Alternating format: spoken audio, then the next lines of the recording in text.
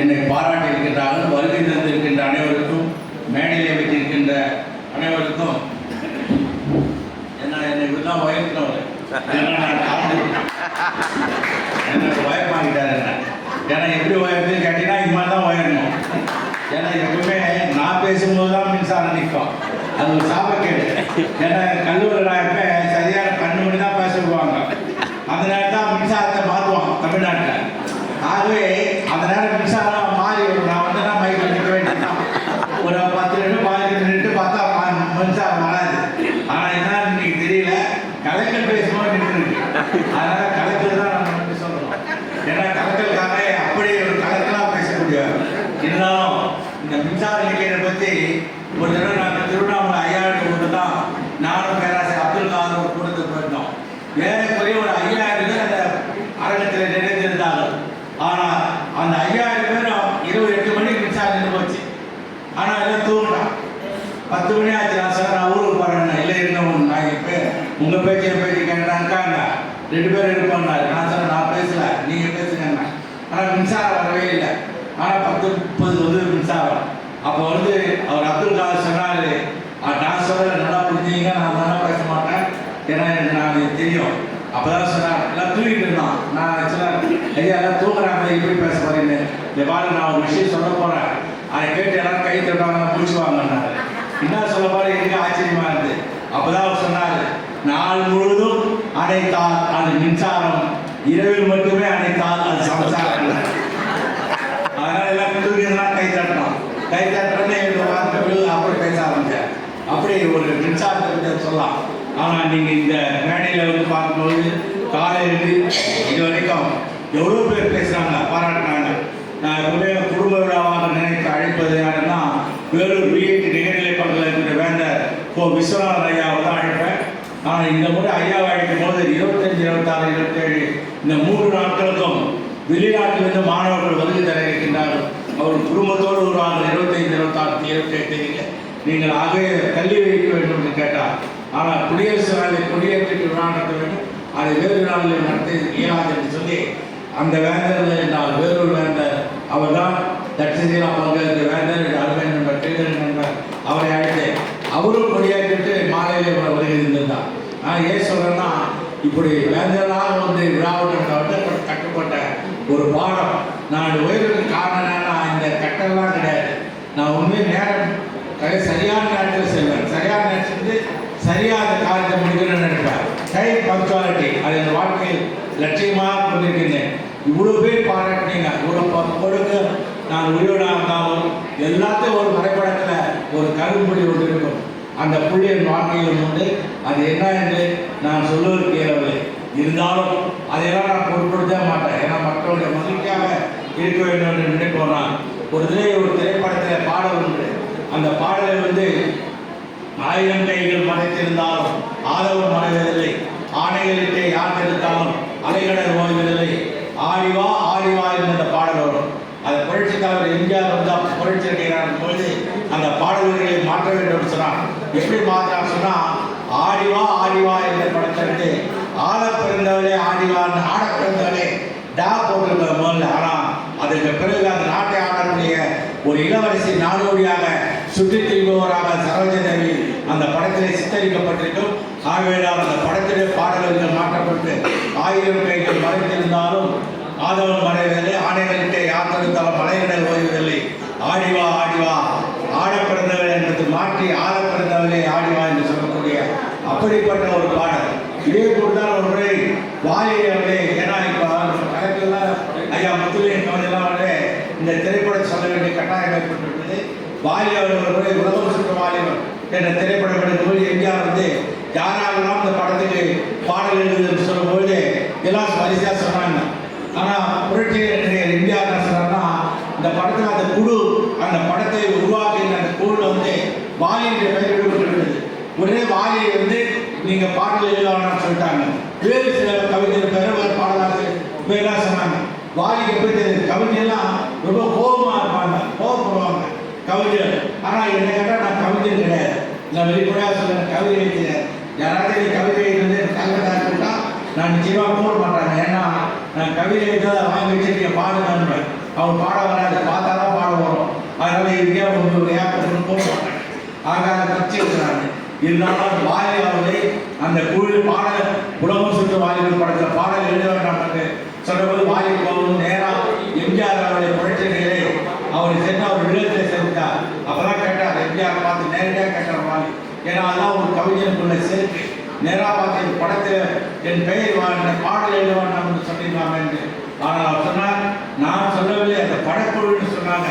ஆகவே அந்த படக்குழு தான் சொன்னாங்க. அப்பதான் வாலி சொன்னாராம், என்னுடைய பாடல் அந்த படத்தில் இடம்பெறவில்லை என்றால் நீங்கள் உங்கள் படத்தின் பெயரை மாற்ற வேண்டியிருக்குன்னு சொன்னாராம். அது எப்படி? என்னுடைய படத்தின் பெயர் ஏற்கனவே பதிவு செய்யப்பட்டுள்ளது, உலக சுற்று வாலி என்று பெயர் என்று சொன்னார். அப்பதான் வாலி சொன்னார், என் பெயரை எடுத்து விட்டால் நீங்க உலக சுற்று பன் என்று அந்த படத்தின் பெயர் அப்படிதான் வைக்கிறார். ஏன்னா உலக சுற்று வாலி வாலி என்ற பெயர் நீக்கப்பட்டால் உலக சுற்று பன்னு, அப்புறம் ரொட்டி பிஸ்கெட்டு மசாலா பூரி மசாலா வரும். ஆகவே இப்படித்தான் வந்து ஒரு கவிதைக்குள்ள சேர்க்கு. ஆகவே காலை முதல் இன்று வரை உண்மையிலே நான் சரியான காலையில் சரியாக 8:30 10 மணிக்குள்ள கொடியேற்ற வேண்டும் என்ற அந்த கொள்கையை உயிரை கொள்கையாக நாம் கடைபிடிப்போம். ஏன்னா சில பேர் 10 மணிக்கு 11 மணி கூட கொடியேற்றாலாம் இருக்கான். தேசிய கொடியேற்றம் நேர கட்டுப்பாடு உண்டு. ஆகவே இன்று காலையில் கூட அந்த ஸ்ரீ சுவாமி விவேகானந்தா தொழில் போயிட்டு சரியாக 8:30 மணிக்கு நாங்கள் கொடியேற்றிவிட்டோம். அதே போன்று இன்று வந்து ராஜா நந்திவரம் கலைஞர்களுக்கு சரியாக 9:40 மணிக்கு கொடியேற்றப்பட்டது. ஏன் என்று சொன்னால் நேரம் தான் முக்கியம். நேரத்தில் எந்த காரியத்தை செய்தாலும் நிச்சயமாக வெற்றி பெறலாம். வாழ்க்கையில் வெற்றி பெற வேண்டும் என்றால் ஏதாவது ஒரு வெற்றியை கடைபிடிக்க வேண்டும். அந்த லட்சியம் டைம் அதாவது நேரம் இல்லை என்று சொல்லக்கூடாது. நேரம் டைம் வந்து நீங்கள் நேரத்தை காலத்தால் எந்த காரியத்தை செய்யக்கூடாது, நேரத்தோடு செய்ய வேண்டும். ஆகிய பேச்செல்லாம் சொன்னாங்க, கற்கை கசடரை நீங்கள் திருக்குறளை நாங்கள் உலகெங்கும் ஓங்கி ஒழிக்க செய்ய வேண்டும். இந்த படிகளெல்லாம் சொன்னாங்க. இவர் எல்லா துறைகளும் ஈடுபட்டிருக்காங்க. ஈடுபடாத துறை எது என்று கேட்டார்கள். நான் உண்மையிலே ஒன்று சொல்கிறேன், நான் ஈடுபடாத துறை எல்லாருக்கும் தெரியும், அது சினிமா துறை என்று நீங்கள் நினைத்திருப்பீர்கள். ஆனால் அது நிச்சயமாக நான் அந்த துறைக்கு போய்விட்டு வந்தவன் தான். அதில் பல கோடியை எழுந்தவன்.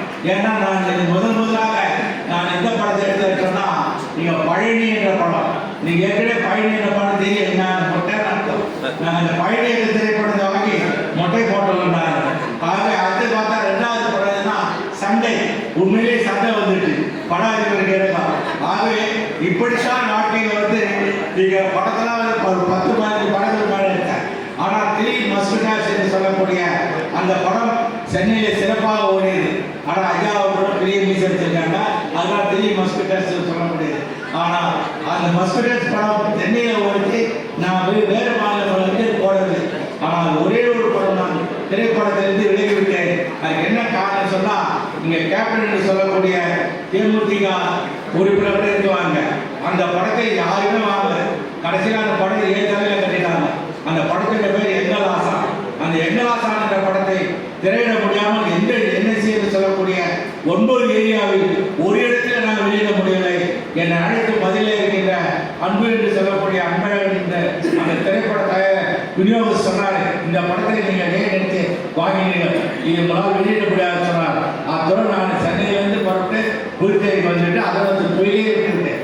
ஏன்னா இப்படி பல நிகழ்வுகள் சொல்ல முடியும். வாழ்க்கை எத்தனையோ நிகழ்வுகள் இருக்கின்றன. ஏற்ற காலம் ஆனால் எதையும் நான் பொருட்படுத்த மாட்டேன். எல்லாவற்றையும் மகிழ்ச்சியாக இருக்கக்கூடாது. வாழ்க்கையில் மகிழ்ச்சியாக இருக்க வேண்டும். எப்பொழுதும் சிரித்துக் கொண்டே இருக்கணும். எல்லாரும் சிரிக்க வைக்க வேண்டும். இதுதான் என்னுடைய லட்சியம். வாழ்க்கையில் வந்து நான் வருத்தப்படவே மாட்டேன். எந்த நிமிஷம் வருத்தப்பட மாட்டேன். இந்த ஊருக்கு தெரியும், எங்கள் அப்பாவுடைய மறைவுக்கு கூட நான் 3 நாள் பொறுத்து நான் விலகி தந்தேன். அப்போ நான் எங்கே இருந்தாலும் கோவாவில் இருந்தேன். ஏன் சொல்றேன்னா, இப்படி ஒரு சூழல். ஆகவே எதைக்கும் எதை பற்றியும் பணம் என்ற அலைவர்கள் மத்தியிலே பணத்துக்காக மரியாதை கொடுக்கிறார். ஒரு மாதிரி நான் மாநில பேசும்போது பணத்துக்கு நீங்கள் மரியாதை கொடுக்கக்கூடாதுன்னு சொல்லும்போது சொன்னார்கள். அப்படி என்றால் ஒரு 100 ரூபாய் நோட்டு கீழே இருந்தால் நீங்கள் அதை எடுப்பீங்களா அல்லது எடுக்காமல் சென்று விடாது ஒரு மாணவர் கேட்டார். உடனே நான் சொன்னேன், கண்டிப்பாக நான் எடுப்பேன். அதை குனிந்து கீழே இருக்கிற ரூபாய் 100 ரூபாய் நோட்டை எடுப்பேன். ஏன் சொன்னால், அந்த பணத்தை தேடி நாம் அலைவதில்லை. அதுவாக கிடைக்கும் போது தானாக எடுத்துக் கொள்ளலாம். இதே தவறில்லை. ஆக இப்படி வாழ்க்கையை நீங்கள் மகிழ்ச்சியாக இருக்க வேண்டும் என்றால் நீங்கள் ஏதாவது லட்சியத்தை நீங்கள் கடைபிடிக்க வேண்டும். அப்படி அந்த ஒரு வாழ்க்கையில் நிறைவாக நீங்கள் லட்சியத்தை கடைபிடித்து வாழ்வாக வாழ வேண்டும் என்றால் இதாச்சும் ஒன்று செய்ய வேண்டும். ஆகவே கல்வி எனக்கு கல்வியும் தமிழும் 2 கண்களைப் போல. ஆனால் முதல் கண்ணானது தமிழ் தான். என் வாழ்க்கையே தமிழ் தான். தமிழுக்காக வேறு எதுவும் இல்லை. தமிழுக்காக வாழ்வது. தமிழை நீங்கள் நேசித்தால் உங்கள் வாழ்க்கையில் உயரலாம். தமிழை நீங்கள் சுவாசித்தால் உங்கள் வாழ்க்கையை நீங்கள் முன்னேறலாம். தமிழை நீங்கள் வாசித்தால் உங்கள் வாழ்க்கை மற்றவர்கள் போற்றும்படியாக இருக்கும். ஆகவே தமிழை நேசித்து வாசித்து சுவாசித்து இருக்கக்கூடிய ஒரு நிலையை நீங்கள் அடைய வேண்டும். இன்றைய குடியரசு நாள். குடியரசு நாளிலே அனைவரும் திருக்குறளை திருவள்ளுவரும் உலகம் கொண்டு செல்ல வேண்டும் என்று சொல்வார்கள். நான் நேற்றைய கூட ஒரு திருக்குறள் முந்தினார் திருக்குறள் மாநாட்டிலே பங்கேற்றிருக்கின்றேன். ஆனால் அது சொல்லப்பட்ட கருத்துக்களை நீங்கள் புரிந்து கொள்ள வேண்டும். திருக்குறளை இல்லாத ஒன்றுமில்லை. உலக பொதுமறை திருக்குறள். முதலிலே பைபிள் என்ற நூல் மட்டும்தான் உலகத்திலே அதிகமான மொழிகளிலே மொழிபெயர்க்கப்பட்ட நூல் என்று சொன்னால் பைபிள். இரண்டாவதாக மொழிபெயர்க்கப்பட்ட அதிகமான மொழிகளில் மொழிபெயர்க்கப்பட்ட நூல் அடுத்ததாக இருப்பது திருக்குறள். ஆகவே திருக்குறளை நான் பப்புவா நியூகினியா என்ற நாட்டிலே இருக்கின்ற அதிபராக விளங்கக்கூடிய சுசீந்திரன் அவர்கள் இப்பொழுது உலக அயல தமிழ் மாநாட்டுக்கு வந்திருந்தார். அவர் கூட திருக்குறளை அவர் நாட்டு மொழியிலே மொழிபெயர்த்திருக்கிறார். முதலே அதிகமான மொழிகள் பேசுகின்ற நாடு பட்டியல் தான் 4. ஒன்று பப்புவா நியூகினியா, இன்னொன்று நைஜீரியா, மூன்றாவது இந்தோனேஷியா, 4வது இடத்தில் இருப்பது இந்திய திருநாடு. ஆகவே இப்படி உலகத்திலே பல மொழிகள் இருக்கின்றன. 6000க்கும் மேற்பட்ட மொழிகள் இருக்கின்றன. எத்தனை மொழிகள் இருந்தாலும் தமிழை ஒன்றும் செய்ய முடியாது. இரும்பு காலம் என்று சொல்லக்கூடிய 5300 ஆண்டுகளுக்கு மேலாக இருக்கக்கூடிய மொழி தமிழ் மொழி. உலகில் முதல் தோன்றிய மாந்தன் பேசிய மொழி தமிழ் மொழி. உலகில் தோன்றிய முதல் மொழி தமிழ் மொழி. தமிழில் தான் மற்ற மொழிகளெல்லாம் தோன்றியிருக்கிறது. தெலுங்கு, மலையாளம், கன்னடா, துளு போன்ற கோண்டி என்று சொல்லக்கூடிய அனைத்து மொழிகளும் வேறு தமிழில் தான் தோன்றியிருக்கின்றன. இந்த இந்தியாவில் பேசப்படுகின்ற மொழிகளின் எண்ணிக்கை 6000 மொழிகள் இருக்கின்றன. ஆனால் எல்லா மொழிகளுக்கும் இல்லாத ஒரு சிறப்பு தமிழ் மொழிக்கு உண்டு. அது என்னவென்றால் இந்திய திருநாட்டிலே இருக்கின்ற எல்லா மொழிகளை காட்டிலும் தமிழ் மொழி ஒன்றுதான் மேலே 6 நாடுகளிலே பேசப்படுகின்ற ஆட்சி மொழியாகவும் ஆட்சி பரப்பு மொழியாகவும் இருக்கின்ற ஒரே மொழி தமிழ் மொழி தான். அந்த மொழிக்கு சொந்தக்காரர் தான். ஆகவே நாம் தமிழை நேசிக்க வேண்டும். தமிழை வாசிக்க வேண்டும். தமிழை சுவாசிக்க வேண்டும். தமிழால் உயர முடியும். தமிழால் உயர முடியும் என்று கேட்டால் அதுக்கு சரியான முன்னுதாரணம் சொல்ல வேண்டும். என்னைதான் சொல்ல வேண்டும். நான் தமிழால் உயர்ந்தோம். தமிழால் வேரூன்றி இருப்போம். தமிழை உயிர் மூச்சாக கொண்டிருக்கிறோம். தமிழை வாழ்க்கையாக கொண்டிருக்கிறோம். தமிழை ஒளி மூச்சு, தமிழை பேச்சு. ஆகவே தமிழை வண்ணன் ஒருங்கிணைந்து தமிழை முன்னெடுத்து செல்ல வேண்டும். தமிழை உலக மொழியில் ஒரு மொழியாக அங்கீகரிக்க வேண்டும். இந்தியாவில் இருக்கின்ற மத்திய அரசு, ஒன்றிய அரசு தமிழை தேசிய மொழியாக அறிவித்தாலும் உலக நாடுகளில் இருக்கின்ற ஐநா சபை தமிழை உலக மொழியாக அங்கீகரிக்க முடியும். ஆகவே முதலில் நான் வந்தந்த நாட்டிலே அந்த மொழிகள் தேசிய மொழிகளாக அறிவிக்க வேண்டும். தேசிய இனங்கள் வேறு அண்ணாவிடம் கேட்டார்கள், இந்தியை நீங்கள் தேசிய மொழியாக அறிவிக்க வேண்டும் சொல்லிலே ஏன் என்று கேட்டவர்கள் பேர் இந்த அண்ணா அவர்கள் அப்பொழுது நாடாளுமன்ற மேடையிலே சொன்னார், உலக இந்தியாவிலே அதிகமான பறவைகள் என்று சொன்னால் காகம் இருக்கின்றது. ஆனால் நீங்கள் மயிலையே தேசிய பறவையாக அறிவித்தீர்கள், காகத்தை நீங்கள் அறிவித்தீர்கள் என்று கேட்டார். ஆகவே அங்கு இருக்கின்ற வரலாற்று தலைவர்களால் ஒன்றும் பேச முடியவில்லை. ஆகவேதான் இப்படிப்பட்ட ஒரு மொழிக்கு சொந்தக்காரர். திருக்குறள் இல்லாதது ஒன்றுமில்லை. திருக்குறள் ஒரே ஒரு பேசும்போது சொன்னார்கள், கற்க கசடர கற்பவை கற்றவை நிற்க அதற்கு தக என்றார். அது நெடிலாக இருக்காது, குறிலாக இருக்கும். ஆனால் அதற்கு கால் வாங்காமல் இருக்கும். இது உண்மையான பொருள் என்னவென்றால் திருக்குறள் எதை நிற்கிறார் என்று தெரியாது. ஏன்னாக தினம் ஒரு குறள் என்று சொல்லக்கூடிய ஆவடியாரோ தினம் ஒரு குறளை போட்டுக் கொண்டிருக்கிறார். ஆனால் நான் சொல்லுவதுதான் அந்த கால்வாங்க மாணவர்களுக்கு என்னன்னா, யார் கால்வாங்க யார் காலையும் வாங்க போறதில்லை. ஆனால் இருந்தாலும் அதுக்கு அர்த்தம் என்னன்னு சொன்னா, ஆங்கிலம் சொல்லணும் ஸ்டாண்டிங் யுவர் ஓன் லெக்ஸ் என்று சொல்லக்கூடிய நீங்கள் சொந்த காலில் நிற்க வேண்டும். பிறருடைய காலை நம்பக்கூடாது, பிறர் காலில் வாழக்கூடாது என்று சொல்லக்கூடிய Thirukkural Thiruvalluvar own Lex standing your own Lex என்று ஆங்கிலத்தில் சொல்லக்கூடிய ஒரே உங்கள் சொந்த காலில் இருக்கிறதா கால் இருக்காது. நீங்கள் ஒரே ஒரு எழுத்திலே முடியக்கூடிய குரல் கூட ஒன்று உண்டு. தொழில் சுடி நல்ல காமம் நோய் போ விடின் சுடி ஆற்றுமோ தீ என்று சொல்லக்கூடிய ஒரே ஒரு சொல்லிலே முடியக்கூடிய குரலும் இருக்கின்றது.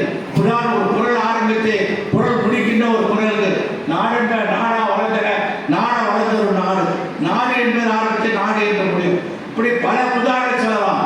இறுதியாக ஒன்றை சொல்லி நான் நிறைவு செய்கிறேன். திருக்குறள் எப்படி முதலாக அச்சேற்றப்பட்டிருந்த ஒரு செய்தியை மட்டும் சொல்லி நான் என்னுடைய உரையை நிறைவு செய்கிறேன். திருக்குறளை முதலாக எப்படி அச்சேற்ற வேண்டும், அது அதாவது அச்சு இயந்திரம் கண்டுபிடிக்க போது முதலாக தமிழிலே அச்சு இயந்திரத்தில் எந்த நூலை அது அச்சிடலாம் என்று ஆங்கிலேய அரசு இருந்தது. 1812ஆம் ஆண்டு அப்பொழுது ஆங்கிலேய அரசு கண்டுபிடித்த நாள் அது. ஆக ஆங்கிலேயர்கள் கேட்டால் முதல் எந்த நூலை அச்சிடலாம் என்று ஒரே அப்போது அங்க ஆங்கிலேய சபையிலே சொன்னார். தஞ்சையில் இருக்கின்ற சிவக்கொழுந்து தேசியரை அழைத்து கேட்டால் அவர் சரியாக சொல்வார் என்று உடனே அழைத்துவார்கள். சிவக்கொழுந்து தேசியர் என்று ஆணையிடப்பட்டது. அழைத்து வரப்பட்டார் சிவக்கொழுந்து தேசியர். ஆங்கிலேய அரசாங்கம் கேட்டார்கள் முதலில் எந்த நூலை அச்சேற்றாம் என்று. உடனே அவர் எந்த விதமாச்சா கொஞ்சம் கூட தயங்காமல் சொன்னார். முதலாக அச்சு இயந்திரத்தை அச்சேற்றக்கூடிய முதல் நூல் திருக்குறள் என்று சொன்னார். உடனே ஆங்கிலேய அரசாங்கம் கேட்டார்கள் அப்படி என்ன இருக்கிறது என்று திருக்குறளில். உடனே அந்த கடை போல இருக்கின்ற இந்த பச்சைப்பை டைல்ஸ் இது மாதிரி தலை சிமெண்ட் தரலாம் கிடையாது, சாதாரண கல்லு முள்ளும் நிறைந்த தலை. அப்போது அங்கிருந்த ஒரு கல் ஸ்டோன் என்று சொல்லக்கூடிய ஆங்கிலம் சொல்லக்கூடிய ஒரு கல்லை காண்பித்து இந்த கல்லை பற்றி உங்கள் திருக்குறள் திருவள்ளுவர் சொல்லியிருக்காரு கேட்டார். ஏன் சொல்லவில்லை, சொல்லியிருக்காரு சொன்னார். ஏதோ ஒரு குறளை சொல்லுங்கள் என்று கேட்டார். அப்போதான் சொன்னார் வீணான் படாமை நங்காட்டின் அந்தரும் வாழ்நாள் கல் என்று சொல்லி கல் என்ற வார்த்தை இருக்கிற குறளை சொன்னார். அப்போது ஆங்கிலேய அரசாங்கம் கேட்டார் அப்படி என்றால் மேலும் ஒரு குறளை சொல்ல முடியுமா என்று கேட்டபோது சொன்னார் கல்லாத மேற்கொண்டு ஒரு கல் கசடர விழாவுக்கும் ஐயம் தரும் என்று சொன்னார். உடனே உத்தரவிட்டார் ஆங்கிலேய அரசு. அச்சேற்றப்பட்ட திருக்குறள் தமிழிலே 1812ஆம் ஆண்டு தஞ்சையிலே வாழ்ந்து வந்த தஞ்சை ஞானப்பிரகாசம் அவர்கள் தான் முதல் திருக்குறளை அச்சேற்றி முதலில் வெளியிட்டோம். இந்த உலகமும் வாழ்கின்ற 205 நாடுகளிலே 150க்கும் மேற்பட்ட நாடுகள் தமிழர்கள் வாழ்கின்றார்கள். ஆனால் தமிழர்கள் வாழ்ந்தாலும் ஏறக்குறைய 150 மொழிகளுக்கு மேலாக திருக்குறள் மாற்று மொழியில் வெளியிடப்பட்டிருக்கின்றது. புதுவை தமிழ்ச்சங்கத்தோடு நாங்கள் கிரியோல் மொழியிலே திருக்குறளை வெளியிட்டிருக்கின்றோம், லத்தீன் மொழியிலே திருக்குறளை வெளியிட்டிருக்கின்றோம், அதே போன்று பிரெஞ்சு மொழியிலே திருக்குறளை வெளியிட்டிருக்கிறோம். இப்படி பல்வேறு மொழிகளிலும் நாங்கள் திருக்குறளை வெளியிட்டு அந்த திருக்குறளை உயர்வை கொண்டு சென்றிருக்கின்றோம். ஆகவே இப்படிப்பட்ட ஒரு சூழல் நடைபெற்றிருக்கின்ற இந்த விழாவுக்கு வருகை தந்து இதுவரை காலையிலிருந்து இதுவரை இருந்து வாழ்க்கைய உங்கள் அனைவருக்கும், நீங்கள் வருகை தந்த அனைவருக்கும், என்னை வாழ்க்கை அனைவருக்கும், அதே போன்று வாழ்வதற்கு நேரத்தின்மை காரணமாக எதிரே அமர்ந்திருக்கின்ற உங்கள் அனைவருக்கும், மேடையில் இருக்கின்ற அனைவருக்கும், தமிழ் அறிஞர்களுக்கும், தமிழ் ஆர்வலர்களுக்கும், தமிழர்களுக்கும், மாணவர்களுக்கும், அதே போன்று கல்லூரி முதல்வர்களுக்கும், பேராசிரியர்களுக்கும், இந்த கல்லூரியில் இருக்கின்ற இயக்குநர்களுக்கும், அதே போன்று சுவாமி விவேகானந்த தொழிற்பயிற்சி நிறுவனத்தின் இயக்குநர்களுக்கும், வேறு நண்பர்களுக்கும், என்னை விரும்பி போற்றி பாராட்டுகின்ற அன்பு உள்ளங்கள் அனைவருக்கும் என் நெஞ்ச நெகிழ்ந்த மகிழ்வை நான் தெரிவித்துக் கொள்கின்றேன். மேலும் பல சாதனை செய்ய வேண்டிய நான் சாதாரணமாக 1986 ஒரு வேடிக்கையாக கொடியேற்றினேன். ஆனால் தொடர்ந்து அந்த கொடியேற்றின அந்த பழக்கம் எனக்கு ஏற்பட்டது. இருந்தாலும் என் உள்ளுக்குள் எல்லாரும் சொன்னாங்க தேசப்பட்டுடையர் என்று. தேசப்பட்டு இருந்தாலும் வேறு ஒரு பற்று எனக்கு அதிகமாக உண்டு, அதுதான் தமிழ் பற்று. அந்த தமிழ் பற்று நான் இன்று மாட்டேன். ஆகவே தமிழ் பற்றோடு இருப்பேன், தமிழராக இருப்பேன். தமிழ் மொழிக்காகவும், தமிழ் இனத்துக்காகவும், தமிழ் கலாச்சாரத்துக்காகவும், தமிழ் பண்பாட்டுக்காக நான் படித்துக் கொண்டு என் வாழ்நாள் முழுவதும் தமிழ் உயிர் மூச்சு என்று தமிழே பேச்சு என்று வாழ்ந்து காட்டுவேன். இது நிச்சயம் தமிழ் வாழ்க வழங்க தமிழ் என்று சொல்லி எங்கள் வாழும் எங்கள் வளமும் மங்காத தமிழ் என்று சத்தியம் வழங்கி என்று கூறி முடிக்கின்றேன். நன்றி, வணக்கம்.